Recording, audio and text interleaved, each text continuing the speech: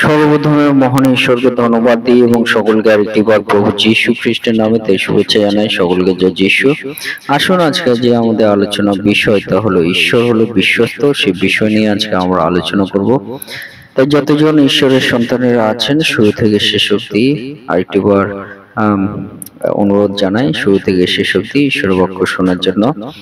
ইব্রিয় তার 10 অধ্যায় 23 পদ, আইসো আমাদের প্রত্যাশার অঙ্গীকার অটল করিয়া ধরি, কেননা যিনি প্রতিজ্ঞা করিয়াছেন তিনি বিশ্বস্ত। ঈশ্বর তার বাক্যে আমাদের প্রত্যেককে আশীর্বাদ যুক্ত করুন, আমেন। হে আমাদের স্বর্গের পিতা, বিশ্বস্ত ঈশ্বর, তোমার মহানামে ধন্যবাদ, প্রশংসা এবং গৌরব দিই। প্রভু গো, প্রত্যেকটা দিনের মতো আজকে আবার একটি নতুন দিন দিয়েছ, আর এই দিনে প্রভু তোমার চরণতলে আমাদের জীবনকে সমর্পিত করি। পিতা, তোমার নাম মহিমান্বিত এবং গৌরবান্বিত হোক। প্রভু, এই সময় তোমার যে মধুর বাণী শোনার সুযোগ করে দিয়েছ, সে বাণীর মধ্য দিয়ে তুমি আমাদের জীবনে কথা বলো এবং তোমার পবিত্র আত্মা দ্বারা পরিচালনা করো। আমাদের সকলের সঙ্গে সঙ্গে তুমি থাকো।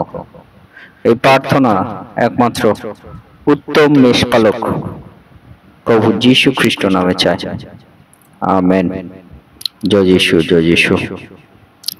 আজকে আমরা দেখি আমাদের পিতা ঈশ্বর তিনি কি বলছেন, যে তিনি বিশ্বস্ত।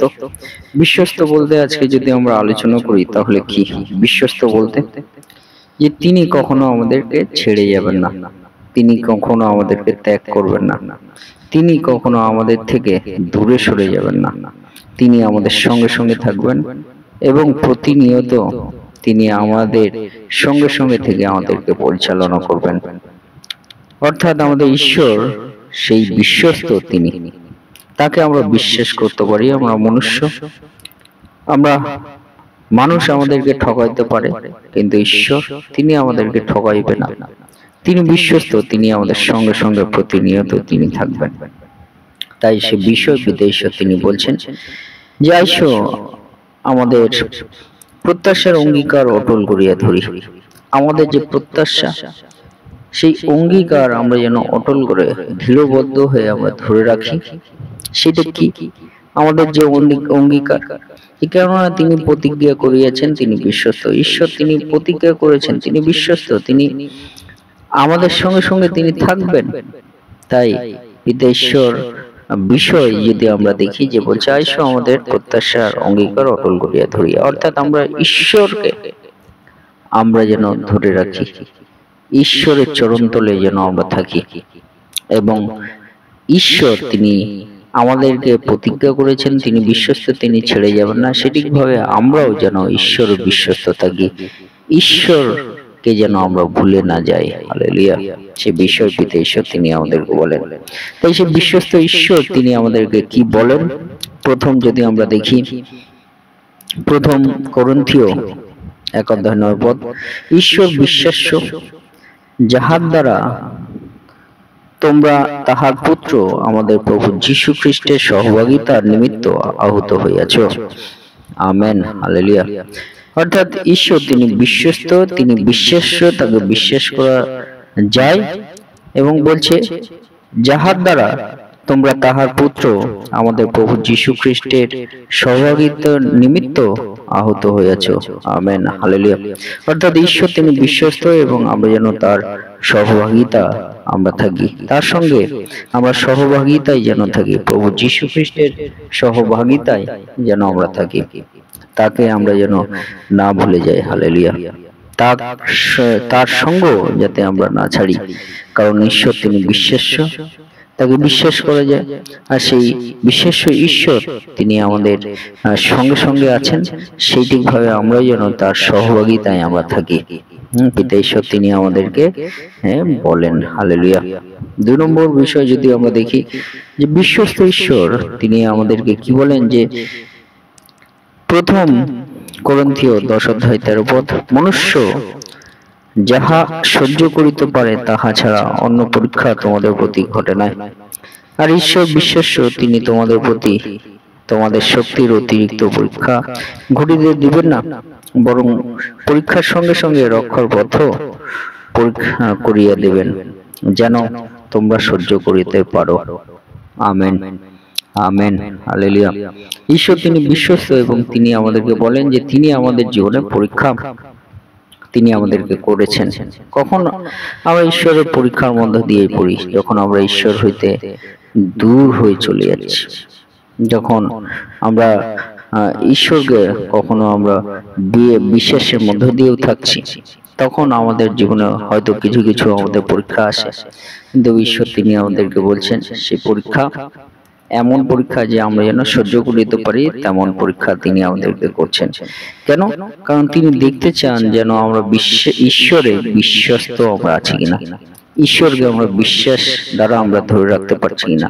কিন্তু ঈশ্বর কখনো কখনো তিনি আমাদেরকে দেখেন এবং সেই মধ্য দিয়ে ঈশ্বর তিনি আমাদেরকে বলেন যে তিনি বিশ্বাস্য, তিনি ছাড়বেন না। সঠিকভাবে আমরাও বিশ্বাস্য আছি কিনা পিতা ঈশ্বর তিনি আমাদেরকে পরীক্ষা করে দেখেন, কিন্তু বলছেন যে সেই সঙ্গে সঙ্গে রক্ষার পথও তিনি করে দেন, যাতে কিভাবে আমরা উদ্ধার পাই। ঈশ্বর সঠিকভাবে আমাদের রক্ষার পথও আমাদের তৈরি করেন। সে মধ্য দিয়ে আমরা বলতে পারি ঈশ্বর তিনি বিশ্বস্ত। সেই ঈশ্বর তিনি আমাদের রক্ষার পথও তিনি তৈরি করে দেন, আমাদেরকে তিনি ছেড়ে চলে যান না। হালেলুয়া। তাই আমরা সে বিশ্বস্ত ঈশ্বরে আমরা বিশ্বাস আমরা করতে পারি, বিশ্বাস্য আমরা হয়ে থাকার আমরা যেন চেষ্টা আমরা করি। 3 নম্বর বিষয়ে আমরা যদি দেখি ঈশ্বর তিনি বিশ্বস্ত, তিনি কি বলেন যে প্রথম থিসলুনিকীয় 5:24 যিনি তোমাদিগকে আহ্বান করেন তিনি বিশ্বস্ত, তিনি তাহা করিবেন। আমেন।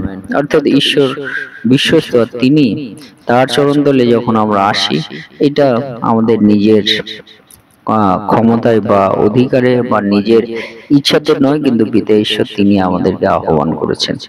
আর সেই আহ্বানটাকে আমাদেরকে কি করতে হবে? অ্যাকসেপ্ট করতে হবে, গ্রহণ করতে হবে। যখন আমরা ঈশ্বরের সেই প্রথম আহ্বানে তার চরণতলে আমরা যখন প্রথম আসছি, সেটাই হলো ঈশ্বরের আহ্বান।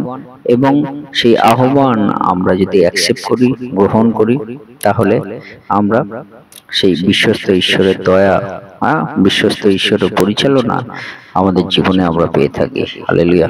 তাই ঈশ্বর তিনি বলছেন যে যিনি তোমাদিগকে আহ্বান করেন, যিনি তোমাদিগকে আহ্বান করেন তিনি বিশ্বস্ত। ঈশ্বর তিনি বিশ্বস্ত, তিনি ছাড়বেন না। আমরা যে তার আহ্বানে আমরা আসি তার চরণতলে, এবং সে মধ্য দিয়ে তিনি আমাদেরকে সঙ্গ ত্যাগ করবেন না, আমাদেরকে তিনি দয়া করবেন। হালেলুয়া। এবং 4 নম্বর বিষয় আমরা দেখি ঈশ্বর বিশ্বস্ত।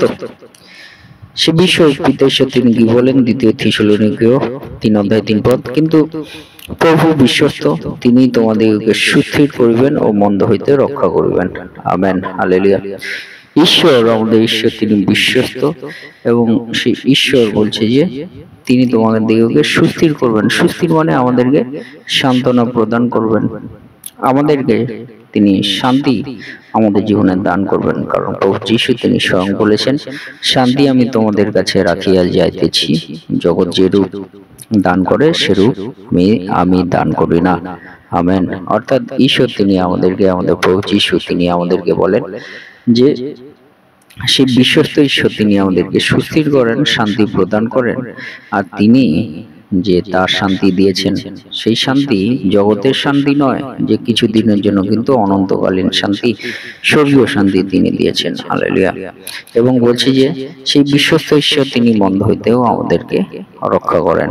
আমাদের জীবনে মন্দতার কার্য থাকলে তা থেকে ঈশ্বর তিনি আমাদেরকে রক্ষা করেন এবং আমাদেরকে নতুন জীবনের মধ্যে দিয়ে চলার সুযোগ করে দেন। যখন 10:10 পিতা ঈশ্বর বলেন যে চোরা এসে চুরি, বধ এবং বিনাশ করিতে। সঠিকভাবে মন্দতা আমাদের জীবনে এইভাবে চুরি করতে চায় আমাদের জীবনকে, কিন্তু পিতা ঈশ্বর প্রভু যীশু তিনি আমাদেরকে বলেন যে চোরা এসে চুরি, বধ এবং বিনাশ করিতে, কিন্তু আমি এসেছি জীবন ও উপচয় দিতে। আমেন। সঠিকভাবে পিতা ঈশ্বর তিনি আমাদেরকে বলেন যে তিনি বিশ্বস্ত, তিনি মন্দ হইতে রক্ষা করবেন। কি মন্দ? আমাদের জীবনকে। যদি মন্দতা আমাদের জীবনকে চুরি করার চেষ্টা করে, পিতা ঈশ্বর বলছেন তা থেকে তিনি আমাদেরকে রক্ষা করবেন এবং আমাদেরকে নতুন জীবন তিনি দান করবেন। তাই আমাদের ঈশ্বর বিশ্বস্ত। এই চারটি বিষয় আমরা আলোচনা করলাম, আমরা জানলাম যে পিতা ঈশ্বর তিনি কিভাবে আমাদেরকে জীবনে বিশ্বস্ত হয়ে আমাদের জীবনে কার্য করেন। তাই আসুন সেই বিশ্বস্ত ঈশ্বরকে আমরা বিশ্বাস করি, তার চরণ তলে আমাদের জীবনকে সমর্পিত করি। ঈশ্বর তার বাক্যে আমাদের প্রত্যেককে আশীর্বাদ যুক্ত করুন। আমেন। জয় যিশু, জয় যিশু।